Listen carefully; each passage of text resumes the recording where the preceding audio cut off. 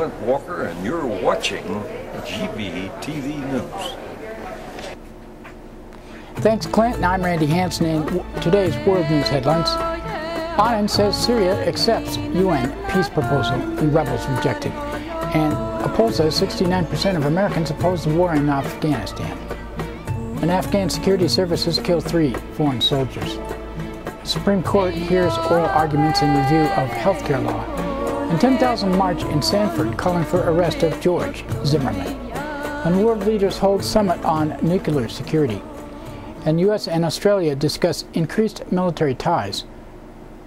And Israel ends contacts with UN Human Rights Council. And Ghassan Khatib, a spokesperson for the Palestinian government, criticizes Israel's decision. And Marwan Boghati calls for Palestinian resistance against Israel. And Hana Shalabi enters 41st day of hunger strike. And Pope Benedict celebrates Mass in Santiago, Cuba. And Amnesty executions jump worldwide, U.S. into top 5. And New Mexican activists call for a probe of Albuquerque police. An LAPD officer accused of racial profiling. And financial emergency declared in Detroit. And 36 arrested outside Sallie Mae headquarters in student loan protest. And 3 rural Brazilian activists killed. GVTV News would like to say the views expressed on our news broadcast do not necessarily reflect the views of NCTV Digital Media Center. But before these stories, GVTV News would like to thank one of our underwriters who supports your only visual video news media in Nevada County. That's right, it's us. GVTV News.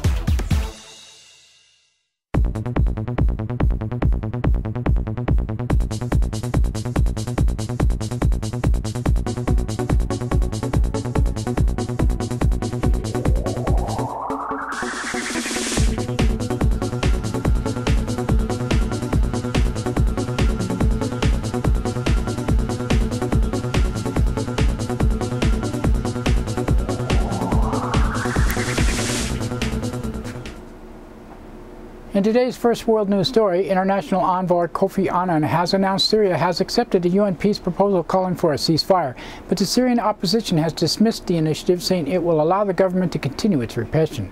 A plan includes a ceasefire by Syrian forces and daily 2-hour halt to fighting to evacuate injured. Despite announcement, there has been no immediate end of bloodshed. Fighting has spread into North Lebanon, where Syrian troops reportedly destroyed farm buildings and clashed with Syrian rebels who had taken refuge there. Kofi Annan said, "Time is of an essence. This cannot be allowed to drag on indefinitely, and as I have told the parties on the ground, they cannot resist the transformational winds that are blowing. They have to accept the reforms have to come, changes has to come, and that's the only way to deal with this situation." New opinion poll shows support for war in Afghanistan has dropped sharply over the past 4 months, according to the latest New York Times CBS News poll. 69% of respondents thought the United States should not be at war with Afghanistan. The poll found 68% of people thought the fighting was going somewhat badly and very badly, compared to 42% just 4 months ago. Well, that goes for the media. That's the way they point it. On Monday, a U.S. soldier was killed by a local Afghan police officer, and 2 British soldiers were shot dead by Afghan soldier. General John Allen, the commander of NATO forces in Afghanistan, said such killings will likely continue. He said, "We experienced these in Iraq, we experienced them in Vietnam, and in any occasion you're dealing with insurgency, you're going to also grow into indigenous forces, which ultimately will be the principal opposition to the insurgency, the enemy going to do all that they can to disrupt both the counterinsurgency operations, but also disrupt the integrity of the indigenous forces that develop." And the Supreme Court is entering a day 2 of a historic review of President Obama's health care law, the Affordable Care Act. On Monday, the justices took up a procedural tax law question about the timing of the lawsuit, suggested by their questions that they could decide the merits of the case. Today, the justices will hear arguments on whether Congress had the power to require most people in the United States to buy medical insurance. grand total of 6 hours. Boy, they must be exhausted by the end of this. About 10,000 people marched in Sanford, Florida Monday, calling for the arrest of George Zimmerman, neighborhood watch volunteer who shot dead Trayvon Martin on an unarmed 17-year-old African-American last month. The march occurred in a day filled with several developments in the case. Orlando Sentinel is reporting Zimmerman told police he shot Martin after the teenager punched him in the nose and began beating him. Altercation occurred after 9/11 dispatch told Zimmerman not to follow the teenager, whom he deemed to be suspicious. In another development, the Sentinel has revealed Martin was visiting his father's fiancée in Sanford after he had been suspended from school in Miami because traces of marijuana were found in his book bag. Benjamin Crump is an attorney for Trayvon Martin's family, and he said, whatever Trayvon Martin was suspended for had absolutely no bearing on what happened on the night of February 26th.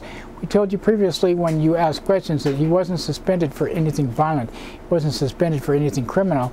And if he and his friends experimented with marijuana, that is still completely irrelevant to George Zimmerman's killing their son on the night of February 26th. Trayvon Martin's parents, Tracy Martin and Sabrina Fulton, spoke at a meeting in Sanford, Florida on Monday. Tracy Martin said, I would just like to say that even in death and Trayvon is gone. He will not be returning to us. Even in death, they are still disrespecting my son, and I feel that that's a shame. Sabrina Fulton said, the only comment that I have right now is that they've killed my son, and now they're trying to kill his reputation. At a summit in Seoul, South Korea, world leaders pledged to secure all vulnerable nuclear materials by 2014 and to boost security to keep the ingredients for nuclear weapons out of the hands of terrorists. Analysts estimate there are at least 4.4 million pounds of stockpiled weapons-grade nuclear material left over from decommissioned bombs and atomic fuel plants, enough to make at least 100,000 new nuclear weapons. The United States and Australia are discussing plans for a major increase in military ties as the Pentagon continues to focus attention on Southeast Asia. The expansion could see U.S. drones taking off from the Coral Atoll in the Indian Ocean, as well as increased U.S. naval access to Australian ports. Task follows an agreement to deploy up to 2,500 U.S. Marines to Darwin, Australia. The United States is also finalizing a deal to station 4 warships in Singapore as part of an overall attempt to expand in the region. And Israel has severed contact with the United Nations Human Rights Council after the body launched an international investigation into Jewish settlement in the occupied West Bank. The decision means that the fact-finding team the United Nations planned to send to the West Bank will not be allowed to enter the territory or Israel. Yigal Palmor is a spokesperson for the Israeli Foreign Ministry and said, with its disproportionate obsession about Israel, by passing a totally unthinkable number of condemnations on Israel and Israel only or almost only, the Human Rights Council has made its all cooperation with it completely useless. They have made the situation as it is now, and we have therefore decided to sever our working ties with this body until further notice. Ghassan Khatib said this is a new indicator and another piece of evidence that Israel does not respect international law or organizations. Therefore, this position should form a challenge to the international community and should drive them to hold Israel responsible, not just verbally but also practical terms, in a manner that will force Israel to stop violating the rights of the Palestinian people. In other news from the region, the imprisoned Palestinian leader Marwan Barghouti has called on Palestinian public to launch widespread resistance against Israel. In a message written from the Israeli jail, Barghouti said the Palestinian Authority must stop all coordination with Israel, economic insecurity, and work towards Palestinian reconciliation. Barghouti, who was arrested by Israeli commandos in Ramallah in 2002, was one of the initiators of the Second Intifada. Palestinian prisoner Hana Shalabi has entered the 41st day of her hunger strike inside Israel's prison, where she is being held without charge. On Monday, her mother accused Israeli officials of waiting for her daughter to die. Badia Shalabi said, the Israeli court gave her the same administrative detention, nothing new. It's the same thing. They don't have anything except for delays and delays. Until when will they continue to delay? They cannot delay when a girl has been on a hunger strike for 40 days. Until when will they delay? Until she is dead, or are they waiting for her to die? We don't want this. And Pope Benedict is scheduled to fly to the Cuban capital of Havana a day after celebrating Mass in Cuban city of Santiago.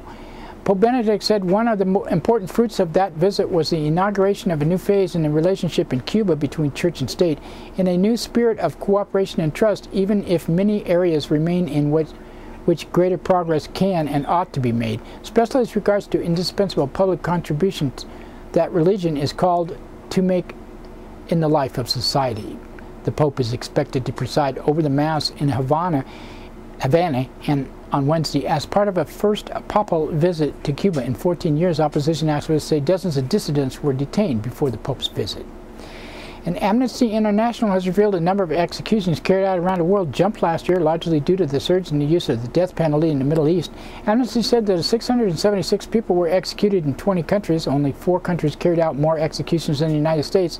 Salil Shidi is Secretary General of Amnesty International and said, "The problem is that we have handfuls of countries who are consistently been have had the largest number of executions, and that persists, and some of them actually increased at an alarming rate.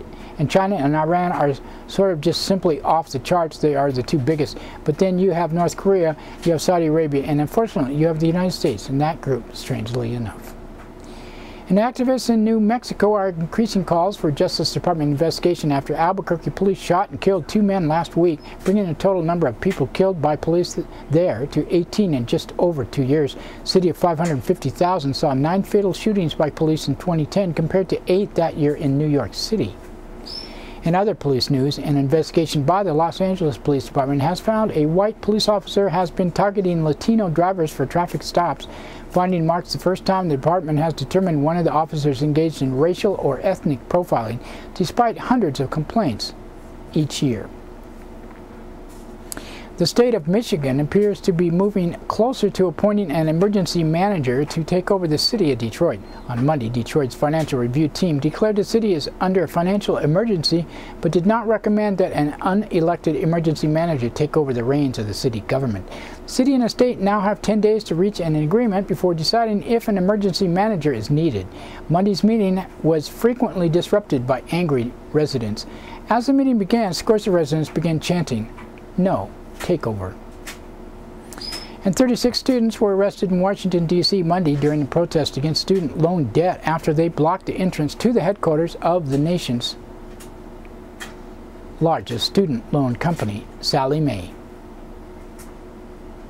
And Brazilian police are investigating the shooting deaths of 3 rural activists near a landless workers' camp over the weekend. Officials said the investigation is underway to determine whether the shootings are linked to the efforts by the activists to win rights to land that was also contested by the owner of the sugar mill, or a sugar mill. Watchdog groups have accused the landowners of paying hired gunmen to shoot activists. And that's it for our world news today. Now we'd like to thank another one of our underwriters who supports your only visual video news media in Nevada County. That's right, it's us, GVTV News.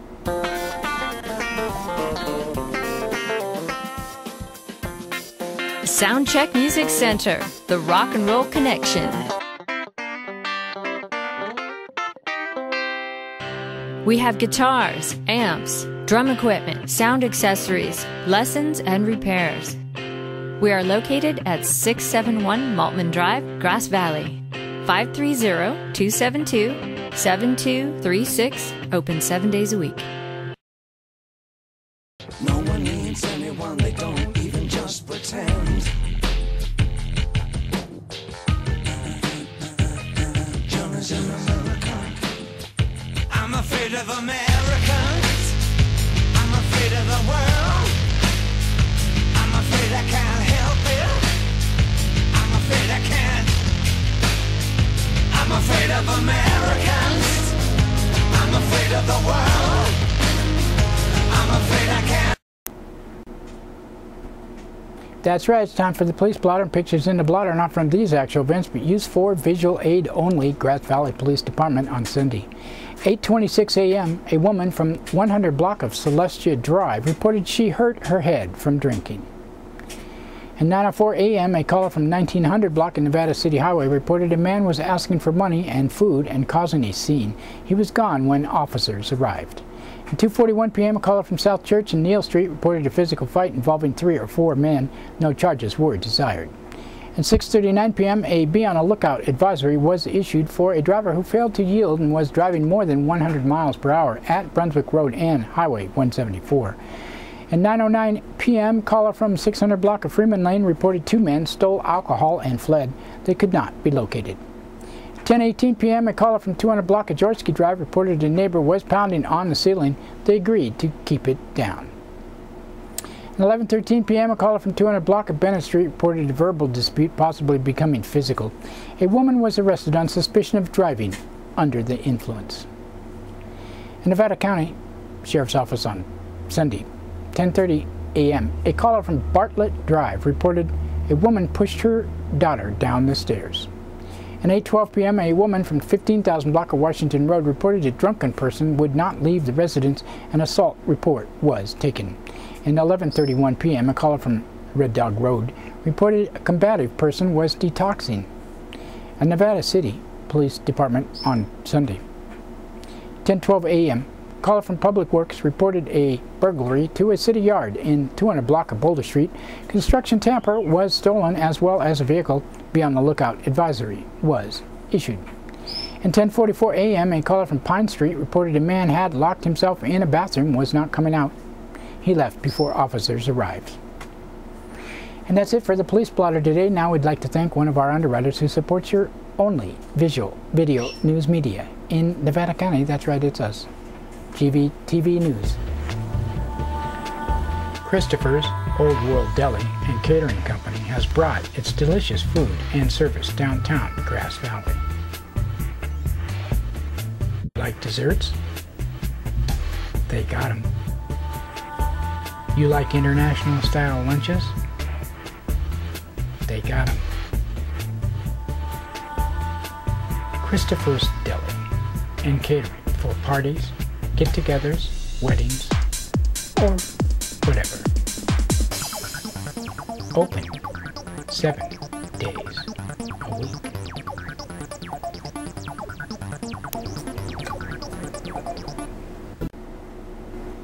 In local news headlines, Penn Valley man faces child cruelty charges, and Silva attorney to ask for new trial, and man arrested after crashing truck allegedly filled with drugs, and Tea Party patriots voiced disapproval of Obamacare.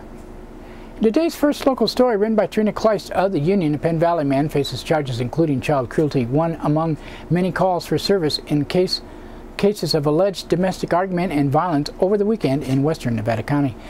In the most notable case, Jacob Arthur Mosley, 23, remains in county jail with a bail set at $35,000. He faces felony charges of child cruelty leading to possible injury or death, false imprisonment, threatening a crime, and vandalism valuing $400 or more. He also faces misdemeanor charge of battery of a spouse or former spouse, according to jail records. Sheriff deputies were sent to 15,000 block of Del Mar Way at 7:59 p.m. Friday when a woman called the California Highway Patrol in Chico saying she had received a call from her friend saying to come over and bring the cops, then hung up, according to Sheriff's Dispatch reports. No further information is available on that one. In a separate incident, Robert Kevin Garrity, 33, was booked in jail at 12:49 a.m. Saturday after being arrested in 11,000 block of Daniels Drive, east of Nevada City, on suspicion of inflicting corporal injury on a spouse or cohabitant. He was released on Sunday afternoon and posting the bail as $25,000. An transient burglary in Grass Valley and arrest of a transient at Rayleigh's Supermarket on Freeman Lane was one among several calls for service over the weekend involving homeless people, according to the sheriff and police dispatch reports. Don Anderson Lewis, 45, a homeless man in Grass Valley, remains in jail in lieu of a $25,000 bail, facing charges of second-degree burglary. According to jail records, Lewis was taken into custody by a person at the store at about 1:45 p.m. Friday. Police arrested him when they arrived. Lewis is well known to police. Grass Valley Police Sergeant Joe Mantione said he told police he entered the store with no money and the intention of stealing. The difference between shoplifting and second-degree burglary is intent, Mantione added. Attorney for a Big Oak Valley man whose animal cruelty trial ended in a split verdict March 16th will file a motion requesting a new trial. Luis Silva Jr., a Met rancher and former goat leader at the 4-H clubs, faced 3 felony counts, 2 misdemeanor counts of animal cruelty. Jurors found Silva guilty of 2 of the misdemeanors, but were split on felony charges. Last year, the county's Animal Control Department removed more than a dozen animals from Silva's Patino Road property west of Penn Valley after being called out March 15th for a dead llama. Or llama if you're up here and you don't know how to say it. The officers testified that they found a number of animals in poor condition with no food or water. One llama was euthanized the following day. Silva's attorney, Stephen Munkelt, argued Silva's error did not constitute criminal conduct. Munkelt indicated in a hearing Monday in Nevada County Superior Court that he would request a new trial. The motion will be heard April 26th. We believe the jury was given misleading information about the standard of evidence required for conviction, Munkelt said, adding that the standard is not simply needless suffering. And Feeler arraignment postponed. Arraignment was continued to April 2nd for the homicide suspect, Cody Feeler. Alta Sierra resident James Turner, 75, was found unconscious by a friend February 10th, died 12 days later. Feeler was subsequently charged with homicide, assault with a deadly weapon, and vandalism. The assault charges carry special allegations of great bodily injury caused to brain injury and injury to an elderly person. Feeler has been judged not mentally competent to stand trial, but he is restored to mental competency and criminal proceedings were reinstated. In a story by Liz Keller of the Union, a Nevada man was arrested after California Highway Patrol officers responded to a report of a crash allegedly discovered marijuana and hash in his vehicle. Michael Negebauer, 32 years old, of Sparks, was driving a Ford F-350 eastbound on Highway 20 west of Melody Road about 1 a.m. Saturday when a witness called 911 to report he was weaving badly across the roadway. Witness, who allegedly had been following Negebauer for several miles, then saw him abruptly swerve to the left and drive off the roadway, according to CSP report. Negebauer's truck plunged down 100 feet down a steep embankment into a ravine, and the witness stopped at the edge of the road to help guide emergency personnel to the location.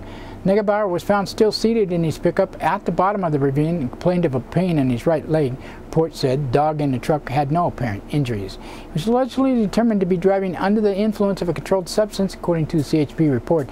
His truck was searched and about a half pound of packaged marijuana, 30.6 grams of hash, and 32 diazepam, generic Valium, and 90 amitriptyline, I guess. It's an antidepressant. Were reportedly found. Negebauer was taken to Sierra Nevada Memorial Hospital for evaluation, then booked into county jail on suspicion of possessing a concentrated cannabis, driving under the influence, and driving on a suspended license. He was released on a $12,484 bail. And last Saturday, the Nevada County Tea Party patriots lined the Brunswick Basin with red T-shirts and signs voicing approval, or disapproval, I'm sorry, of the Obamacare and some of the other fiscally non-responsible programs the administration is now doing it that are in control of the White House. And as usual, they were well organized and in control. Honking horns and high-five signs showed there are many in our community responding to this outcry. It shows that whether you're OWS or Tea Party patriots, many have grievances about direction our country is moving towards. Here's a quick look at this show of patriotism in Nevada County. We are enjoying the day here with a good bunch of patriots. We got a lot of honks. That's right. A lot of honks. A lot of honks. Sure. And a lot of thumbs up. That's right. Thumbs up and honks. Yeah. All your horn for liberty!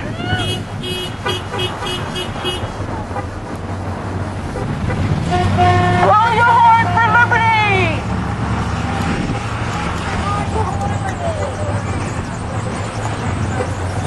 All your horn for liberty! He's stressing it. Hey, you guys are on TV now. Hey, Randy. Hi, Randy. Hello. I'll probably figure out a way to run anyway. Absolutely. Oh, there he is, Randy. How are you? You good? How you guys doing?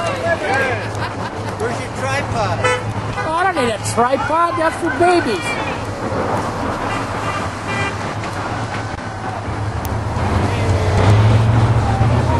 And that's it for our local news today. Yeah, that's it. And we would like to thank the Union, Amy Goodman, Reuters, Associated Press, and others for the source number news, and you for watching. You can watch this podcast, Comcast Cable and CTV, Channel 11, Nevada County, 8 a.m., 3 p.m., 7:30 p.m., Monday through Friday, Suddenlink 16, and Truckee and Alta Sierra.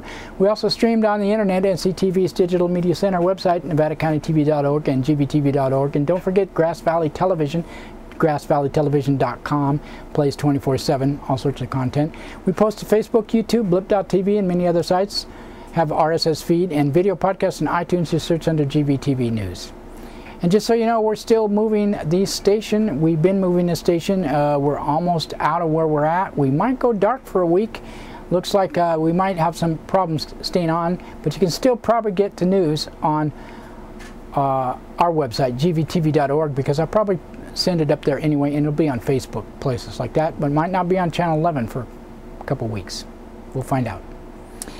But anyway, that's it for today, and today is Thursday, so I guess we will see you Friday.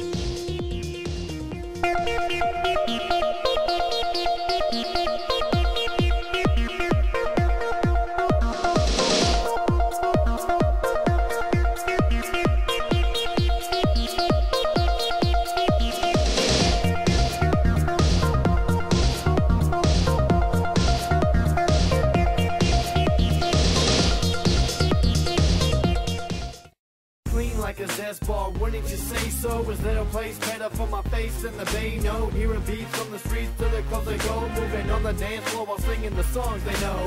Clean like a zest ball, wouldn't you say so? Is there a place better for my face in the bay? No, hearing beats from the streets to the clubs they go, moving on the dance floor while singing the songs they know. Clean like a zest ball, wouldn't you say so? Is there a place better for my face in the bay? No, hearing beats from the streets to the clubs they go, moving on the dance floor while singing the songs they know.